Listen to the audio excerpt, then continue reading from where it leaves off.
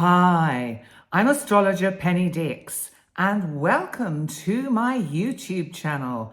And please remember to like, comment, share, and of course, subscribe.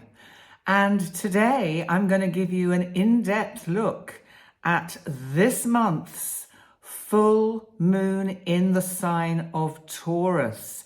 It's on the 15th of November.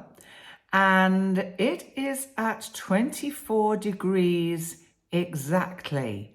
So we have Taurus Scorpio opposition. This is a powerful moon, not only because of the Taurus Scorpio axis that I'll explain to you in a minute, but the full moon in Taurus is conjunct our unpredictable and surprising, freedom-loving, freedom of speech, shocking planet, Uranus. Now, Uranus is currently retrograde in Taurus. And Uranus is also conjunct the fixed star known as Algol. Algol, as you may remember, is about, well, it's quite unpleasant really because it's beheadings. I think we have to take it in a context of our modern day and age and assume it means losing one's head metaphorically. Now that could be in any of the areas kind of ruled by the sign of Taurus or Scorpio, come to that. And I'll explain what those qualities might be in a moment. But to start with, why don't we get the inimitable Jerry to make the chart appear over my shoulder? How about that then? It always works. Of course, if it doesn't, there's absolutely nothing there. And I'm kind of waving my arms around and talking rubbish, and you'll be thinking, what's the woman talking about? Well, I am talking about the full moon in Taurus and its unpredictability. And probably the most important aspect is the fact that it's conjunct Uranus. So let's look at that energy first of all, because it's powerful. It's going to carry strong themes of stability and self-worth. Taurus is about material security. Taurus is an earth sign. It's fixed. It wants things and life and people around it who are in their lives to be safe. So these might be some of the themes that will be topmost in our mind this coming week with this full moon in the fixed sign of Taurus. We're going to be thinking about our kind of physical pleasures,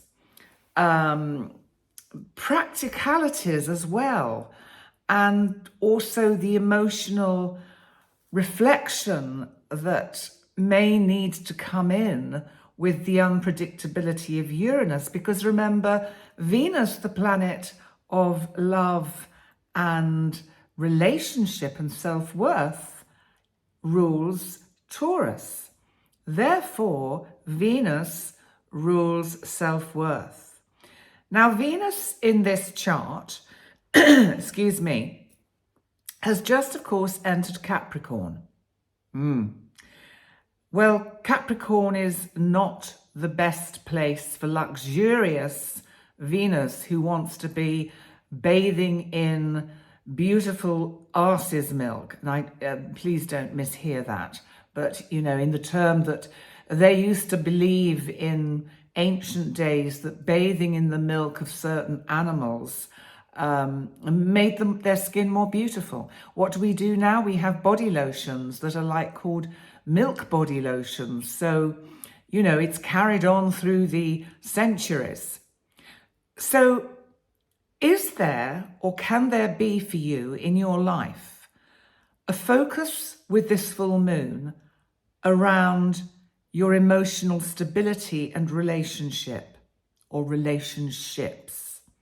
That can be with either sex or any sex, because Venus is about relationship. Now, because Venus is in Capricorn, she's kind of out in the cold a bit. Is there a situation where you've been feeling a bit shut out, or too controlled, too contained, not allowed to show your kind of Venusian loveliness to its full extent? Now then, let's look at where the sun is, because the sun, of course, is in Scorpio. So the sun, of course, is opposite the moon and Uranus. And Scorpio, of course, is about inner transformation. It's very deeply psychologically emotional. It can represent the shadow side of any sign of the zodiac. And Scorpio is a very powerful sign. Yes, it's fixed, but it's water. It has the fluidity and the ability to connect with human consciousness and consciousness of the cosmos in a way that many of the other signs do not have access to. So that brings in another element of power to this full moon, emotional depth. So what it can do, this Taurus Scorpio opposition of the moon and the sun, is highlight our need for balance. Maybe we have a desire for change. Maybe there's not enough passion in our lives for anything. Maybe we've lost that sense of excitement when something comes up. Maybe we are aware, especially with Uranus in the mix, going through some kind of metamorphosis or metamorphic change, almost as if we are feeling so restricted in the chrysalis that has been encasing us for the last 18 years, whilst Pluto, the ruler of Scorpio, has been transiting Capricorn. We want to break out. We want to be free. Now, you can interpret this in any form, in any way that is appropriate for your particular personal circumstances. But don't lose your head. Be mindful of knee-jerk behavior and reaction with beginnings and endings around the energy of this full moon. So let's just have a think about that, because also remember, Taurus is about finance. It's about how we look at our own financial situations. Do we seek permission from others before we go and buy a product of some description? Do we have to check things out? Are we not able to be fully in command, empowered, personally empowered about our own financial and economic situation? I think this can be especially pertinent for people who've lived in a relationship for many years and then the relationship ends, either through maybe divorce or death, and suddenly the partner has to rely on their own judgment with the working out of, the saving of, the budgeting of their financial situation. And the fear that can come through that of, oh, there won't be enough. I can't make things match up. So there may be some anxiety around leading up, in the build-up to this full moon. Because remember, the planet is going through a very transformational time. The United States, as we know, has just voted in the president-elect Donald Trump. And I'm staying neutral on the subject. I am going to be doing another live with Brandon Ross, who has been creating some extraordinarily interesting videos over the last week. And he has been stirring up people's feelings and emotions in his own unique way of being quite controversial. We're all entitled to our own views, thoughts, and feelings on the outcomes of the election. And so we are actually going to do a video, all being well, it's planned, a live stream on Friday the 15th, which is the full moon in Taurus, because this full moon is going to be incredibly significant for the president-elect Donald Trump. Because the full moon and Uranus and Algol are conjunct what's known as his midheaven, also known as the MC. This is his public image, how we see him out there on the world stage. And this kind of energy can manifest in quite an eruptive, explosive, and potentially shocking manner. You know, there's a saying, isn't there, that the party's not over or the show's not over till the fat lady sings. So I just leave that on our table and say, is the show over? I don't know. I'm not making predictions. I'm just going with my intuitive feelings. And I just think, you know, there is more to come. I don't see the next few months from an astrological perspective being particularly easy for any of us for many different reasons. And this full moon in Taurus conjunct Uranus and Algol is one of the trigger points. So all this week, we're going to be feeling it building up. We've already all experienced the kind of general discombobulation caused by the astrological energies in certain parts of our lives, depending on your own natal chart. And do remember that if you would like to have a one-to-one session with me to read your personal chart, your natal chart, and look at the transits for you for next year, I still have places available. So pop over to my website, pennydix.com, and book yourself in. And there's something also about this full moon where we are being urged to break away from anything that confines us, that restricts us, be it relationships, friendships, even behaviors and patterns in ourselves, that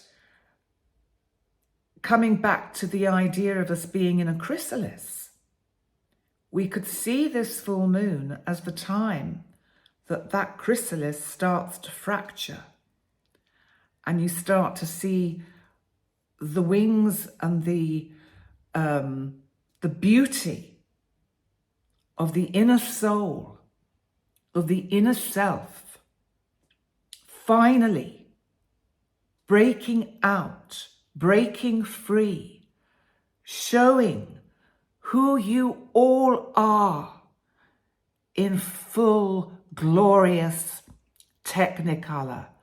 The power from Scorpio. Feeling empowered, feeling confident, certain about your direction now in life. Realizing almost that you've jumped timelines and you're now in such a completely different world that you kind of think, how did that happen?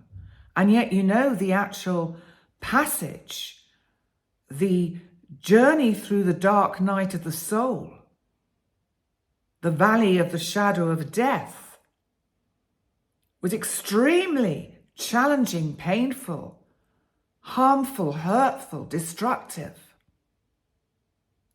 But we only grow. We only grow our wings and break out of our chrysalises by going through these very challenging and difficult life experiences. You're probably, if you know about the gene keys, you will recognize elements of the gene keys in what I'm saying. I've only just recently come across them, and I'm actually finding them incredibly fascinating. And I just want to find the name of the gene key man so that you know. Richard Rudd. Richard Rudd, if you have the opportunity to listen to a recent video that Pam Gregory has done with him, and I'm just looking that up to tell you all about it. It's on Pam Gregory, the British astrologer's channel, and it's called The New Human with Richard Rudd. There is a facilitator host whose name doesn't show up in the credits here, but she holds and contains the space beautifully. But I think this really is the far future. This is the age of Aquarius. This is Pluto's move into Aquarius. So bear that in mind. And so coming back to the full moon and its energy, and here we are being given the opportunity to close doors, to break patterns, behaviors, and habits that really, if we go forward with them into the future, we might just as well give up. Scorpio is imploring us, it's begging us to change, to transform, to let go, to manifest our conscious and unconscious desire for freedom from all the outdated financial and emotional patterns that we've been carrying in some heavy rucksack on our back for so long. I think through this full moon, we'll have sudden insights into our self-worth, and we will have strong urges to break away from anything that confines us and restricts us. You know, full moons are culmination points. They're trigger points. So this one is ideal for letting go of material attachments, outdated beliefs and money, limiting ideas around self-worth. So this full moon can really help us let go of anything in our lives that we're holding on to simply out of habit or the fear of change. But you know, if you don't let something go, you don't allow the space to be there for what is patiently waiting to come in. So We know that Taurus really appreciates and values the senses, comfort, beauty. Venus rules Taurus, physical well-being. Whereas the other side of where we have Scorpio, you have Pluto and Mars as the ruling planets. Mars, anger, assertion, aggression, but in Scorpio, it's pushing you to change, to use the energy of Pluto to transform. And if we look at the chart, you know, this chart has a Leo ascendant. And Mars, of course, is now moving towards the point where it will actually go retrograde. In Leo, it'll go retrograde back into Cancer, which means it will have another opposition with Pluto. But Pluto, it'll have its opposition from Leo to Pluto in Aquarius. So it's not going to be the same feel as the Mars-Pluto opposition we had just a few days ago. That was I was going to say it was a killer. Certainly it threw my life into total chaos. But this full moon is conjunct my sun in Taurus at 24 degrees. So I think you might be observing history in the making as you will see me break out of my personal chrysalis and probably change, not probably, will change my whole way of working, being, communicating with everything that I wish to share, to teach about this subject I am so passionate about. Astrology and astronomy in the solar system, the cosmos, how it all links together, how we are all part of a massive living organism, which is the universe. It is alive. It's not all dead, dark space out there. It's absolutely vibrating. It's pulsating with life, but not the life that we think of in that kind of 2 to 3 dimensional way. We are the universe, and the universe is us. More of that will come when Sarah Sam Smith and I start up our Channeling with Penny and Sarah channel, which, thank you, many of you have already subscribed to. Bless you. You can find it. There's only one video on, which I put up as a test video, but Sarah and I are planning this week to do our just introduction video to explain who we are and how we plan to use the channel to channel. So please pop over there and like, comment, subscribe. In the meantime, coming back to this full moon in Taurus, well, what can I say? I think that the most important energy in this chart is, if you look at the upper kind of hemisphere of this chart, because the line across the middle, if you look at the chart, is like the horizon. So everything above that line through the middle, from Leo to Aquarius, is what is in the cosmos above our heads. In London, in the United Kingdom. When I do the show with Brandon, I will be using the full moon. I'm thinking to do it for Florida, actually, Miami, because or maybe New York, but I just think it needs to be an American ascendant for it. So everything above that line, that horizon, is what is in the sky above us, affecting us consciously. Everything that is underneath in that lower hemisphere is down there, under the planet, what we can't see. But just because we can't see it doesn't mean it's not there. You only have to use apps like the Sky at Night or Sky View or whatever they're called, where it says International Space Station is down there. And you think, wow, that's incredible.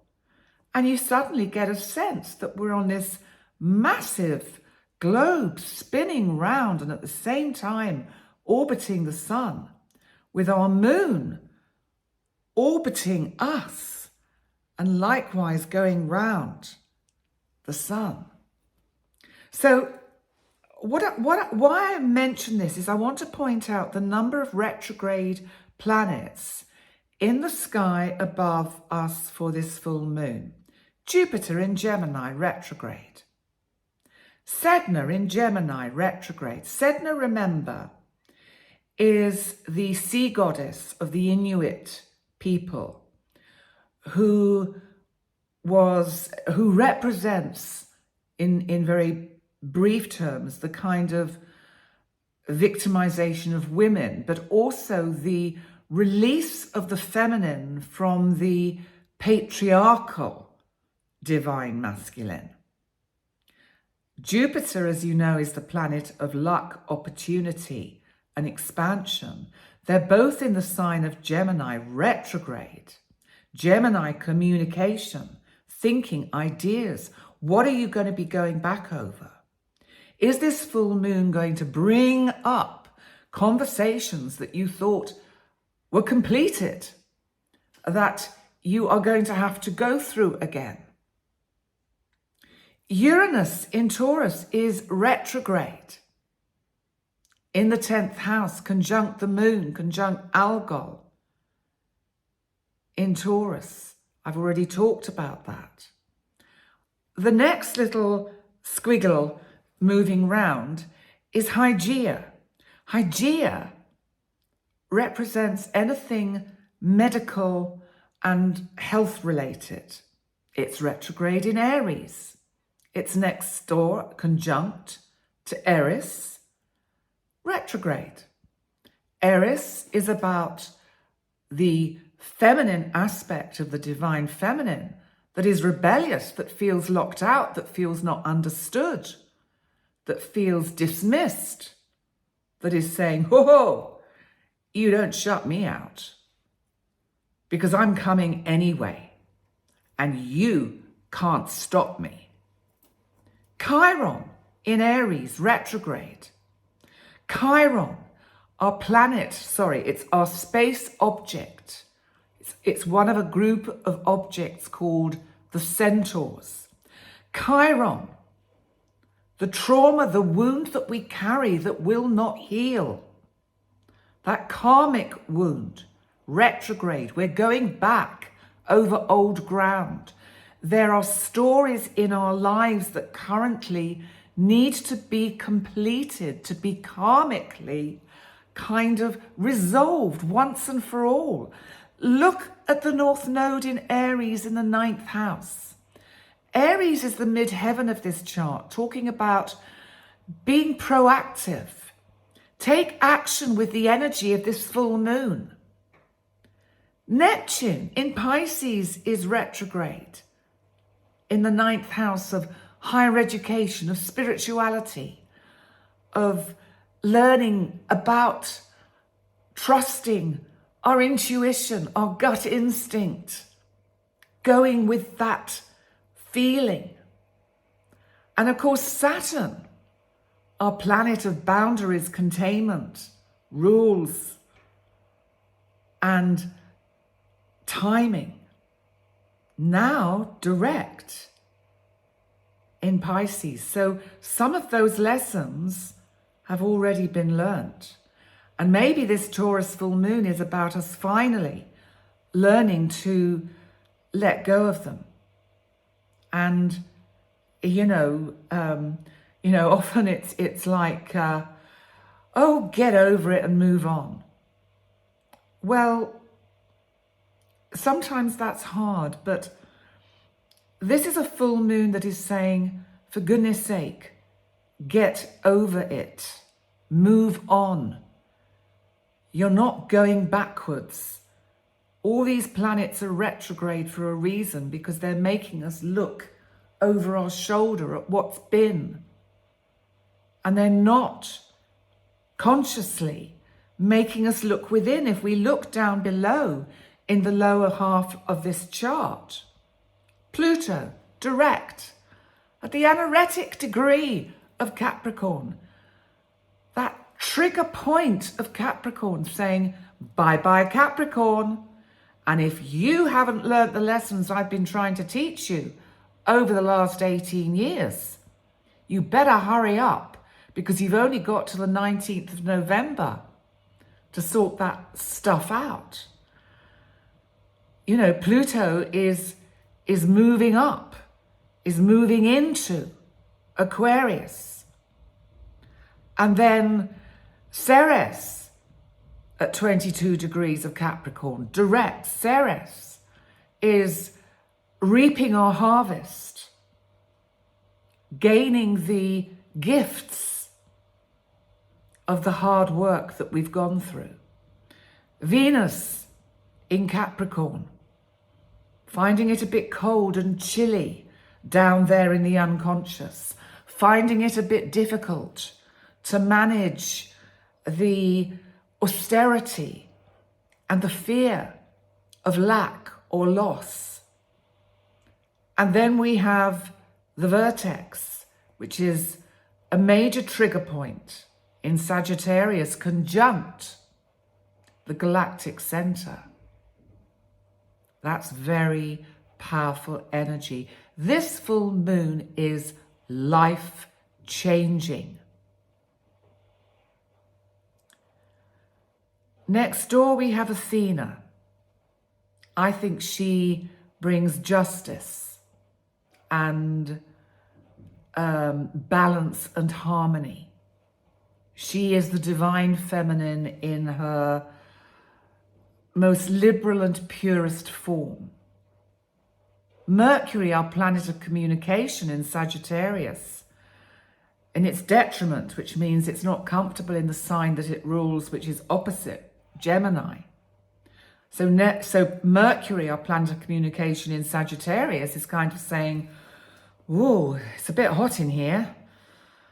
Conversations are getting very heated and out of control. And a lot of things are not being said. And then we move around to the sun in Scorpio, triggering the full moon above it, above the horizon, in the sky above us, in Taurus, saying, come on, break out of that chrysalis, transform. And then we have Juno, the goddess of relationship, marriage, commitment. She is a feminine energy. She's in Scorpio, so she's also bringing in that energy of sexuality, intimacy and love, procreation, especially next door to Lilith at 0 degrees, retrograde of Scorpio. Then we have Vesta in Libra. Vesta, goddess of hearth and home, saying, bring balance and harmony to the home. Even if it's only you alone in your home, you're not alone. You are not alone. The divine has your back. So does everyone else on the planet, because we're all one, we're all linked. Because then we've got the South Node in Libra, in the sign that represents communication, saying, come on, let these karmic lessons finally be put to bed. Learn from them, grow from them. Break out of that chrysalis and transform. At this point, I'm going to ask Jerry to take down the chart. And it's gone. And I'm going to bring this full moon video to a close. Thank you so much for joining me. Please, as I said, remember to like, comment, and subscribe. And just to reaffirm that over the rest of November, I will be pre-recording overviews for all the zodiac signs for 2025. So they probably will not be available to December, but there you go. They'll be there. They'll certainly be there before the next, before New Year's Eve, let's put it that way. They'll be available in December. And I really do want to thank everyone for the support they give me, and apologize for the comments that you've made that I have not had a chance to respond to. I know you'll understand, because I doubt any of you have been untouched by the extraordinary astrological energies that we've all been greeted with over the last few weeks. So I hope, like me, you're coming through that and coming out the other end of that dark night of the soul. And I'll see you soon. I'll be back soon. I'll even be back soon with the Astrobites, but not quite yet. And I tell you what, it's wonderful having George home. God, I love that cat. I've learnt so much through him, but I've also learnt so much through all of you. You have given me the courage to continue with this. And you've shown me your support and your love. And I can't tell you how much that is appreciated. So for now, in my usual pose, I will say, thank you so much for joining me. I look forward to seeing you next time. Please remember to like, comment, share with your friends, spread the word, and subscribe. And I'll see you very soon. Bye for now.